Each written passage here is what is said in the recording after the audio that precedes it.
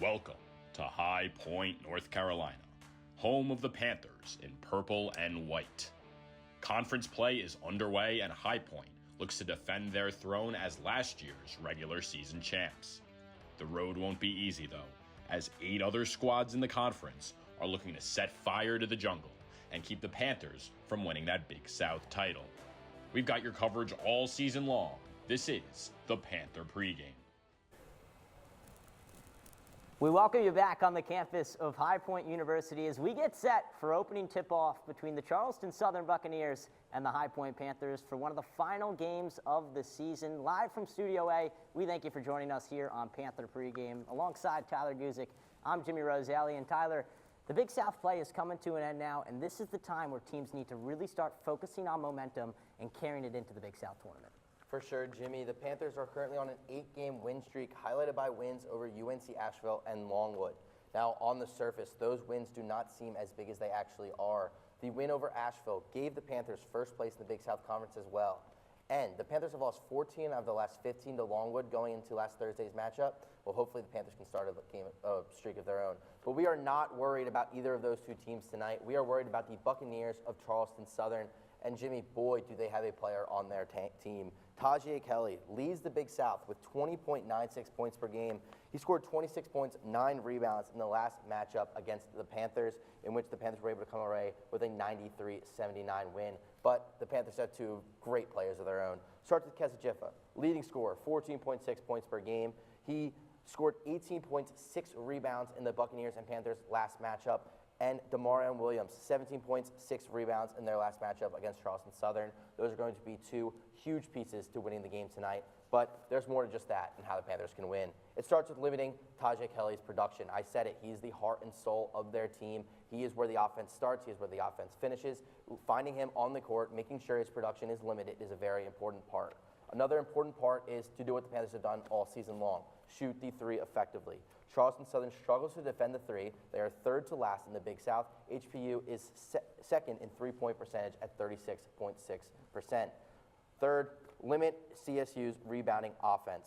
Second in conference in rebounding offense. Rebounds will be a huge factor tonight. Thankfully, the Panthers had a huge coming out party for Josh Ibukinoloa last week against Longwood. Hopefully he can still keep on having those big factors. And we also have Justin Bodobodo and Simon Hildebrandt, who have been huge pieces all year long. And lastly, it comes to what the Panthers should be doing all year long. Attack, attack, attack.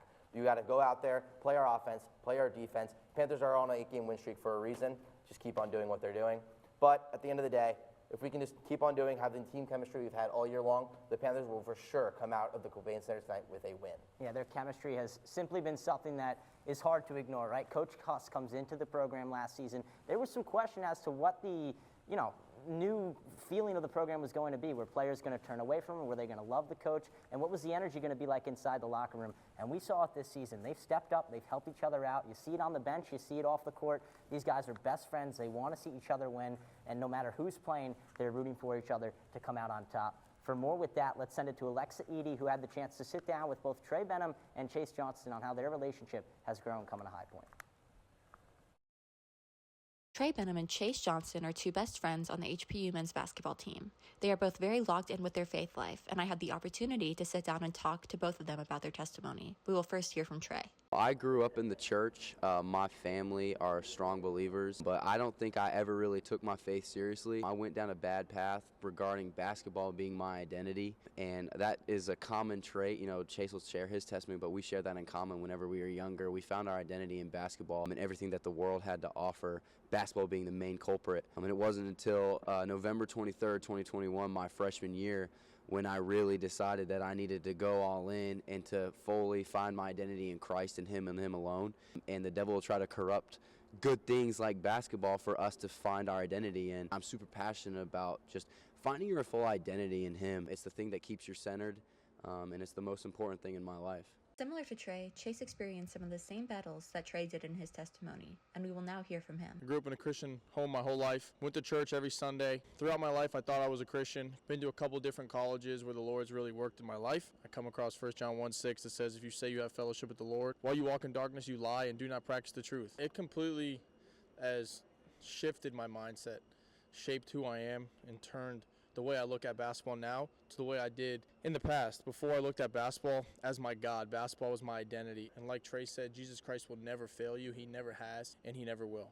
After discussing their testimonies, I began to talk to the two about how they met and became such good friends. We texted on Instagram a couple times because we actually came from the same conference. He was on a visit, and I saw his Instagram that he was like super locked in with his faith, and so I came up, I was like, yo, what up, dude? Because we just talked about the Bible the whole time, and I was like, you got to come here. He's like, yeah, I know. And so he committed, like right off the rip. I was like, yeah, that's my brother. Like, he's in my wedding. Like, that's my brother for real. For Panther Pregame, I'm Alexa Eady. Thank you, Alexa. We welcome you back here in Studio A. And as you can see, the chemistry on this team has been the biggest contribution to the Panthers' success, and that is to say the least. It digs deep in this roster. They want to see each other win, and they're very, very passionate about each other and faith, which is exactly what Trey and Chase emphasize. But this goes deeper than just the roster, right, Tyler? I mean, you're a men's lacrosse player. You see this firsthand. The staff that the Panthers squad has really helped build a family community within this program. I mean, yeah, you said it. It really starts from the top to the bottom. I mean, these players aren't going to go out there. They're not going to be able to perform at the level they are without the coaches. But it's where you don't see it on the court, on their day-to-day. It's the work in the training room, but as well as the strength and conditioning program. High Point men's basketball strength and conditioning coach Will Sullivan has done a fantastic job off the court with these Panthers, making sure they are staying healthy, making sure they are getting strong, working on what they need to do. It's just something that you don't see on the court, but you see it in their performance every day. No doubt about that. And let's send it to Ben Shelton, who had the chance to sit down with Will Sullivan earlier on this week and find out more details about him and his programs for these players. The men's basketball team has an amazing support staff that helps them all season long. One of those being Will Sullivan, who has used many setbacks to fuel his passion for strength and conditioning. When I got out of high school, my mom got really sick. And she went to go get surgery to get a spleen removed, and then they found cancer everywhere. And then, so I was going to college then. And then I was like, oh, nope, because it's just my sister. And then so I stayed back with my sister because like 4 days later she passed. And then so I stayed with her, and then I started thinking, I was like, oh, I'm going to cook because that's what I did all the time at home. My sister, when she graduated high school, then she left and went to the military. Around this time too, I realized that I was severely overweight from eating all the time. That's basically all I did. Still have all the stretch marks to prove it. So I got up to 297. That was when Sullivan realized he needed a change, but it pushed him in a better direction. I decided I wanted to lose weight, and I really didn't know how. Just like looking online, so then I saw that there was, at the time, there was still exercise science, something, whatever, at UNCG. And that's what really got me into it. And then from there, it was just I actually learned it. Once he learned the skill, he went to many different colleges before landing back at High Point, a college he interned for before. And now, with Coach Alan Huss, this training has been something new for him. It is different, right? Just like training a lot of other teams are different. Really, it's just understanding and knowing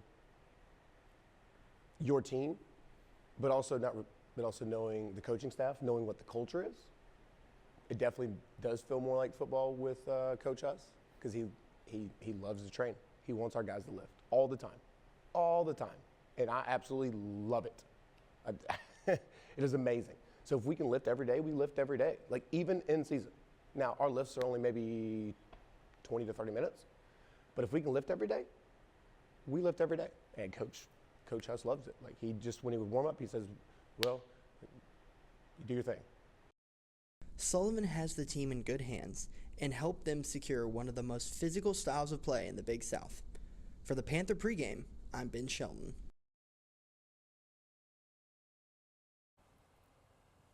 Thank you so much, Ben. We welcome you back here in Studio A. As the show comes to a conclusion, we have a very, very special guest joining us on this episode, and that is none other than Bob Ryan, a longtime writer for the Boston Globe. He's visiting his 33rd NCAA tournament this year, and you've had so much knowledge, you've had so much experience in the industry, Bob, so thank you so much for joining us today. We're happy to have you. To start things off, I know you've been coming to High Point for a couple of years now. You've got the ability, you have the chance, to see this program grow. Yes. They started off in Millis, and now they have the Cubain Center. How has that affected the program? Well, clearly having the Cubain Center is going to be a recruiting asset. It's a state-of-the-art building. modern building. It's an impressive place to play. I can see how it would impress recruits. And then, of course, Coach Huss has had an instant impact on this program. No doubt. I mean, yeah, 33 years been working the NCAA tournament, and within the last 2 years, Coach Huss has already accumulated 50 wins. What does it take for a team like High Point to win the Big South and then possibly make a run in the NCAA tournament? Well, they just have to believe that. Well, that's first of all, let's win the tournament. I of course urge people, enjoy this ride. Funny things can happen in the conference tournament in Johnson City, as you well know. Now, once you get through that and get to the NCAA tournament, it's imperative, not imperative, but it's very helpful to have a good seed. And that's why you want to keep winning. You want to take a double-digit winning streak into Johnson City to impress the tournament committee, when the time comes, okay?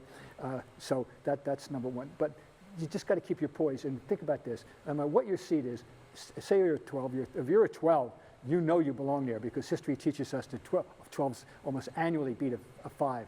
Even 13-4s is not exactly a huge upset. It's where upsets start. And don't listen to anybody ever that tells you that 9 over 8 is a quote-unquote upset. It's a coin flip, okay? But you do want to try and get the best seed you can get.